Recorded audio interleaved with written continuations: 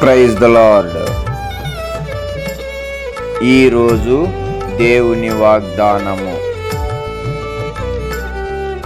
ఆయన తనకు ప్రతిష్ఠిత జనముగా నిన్ను స్థాపించును. ద్వితీయోపదేశకాండము 28వ అధ్యాయము 9వ వచనము.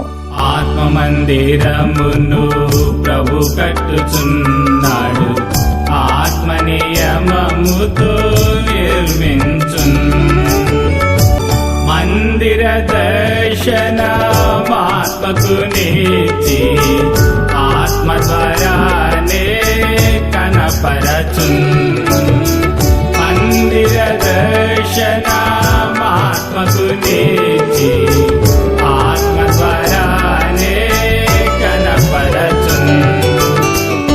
ఆత్మమందిరమును ప్రభు కట్టుచున్నాడు, ఆత్మనియమముతో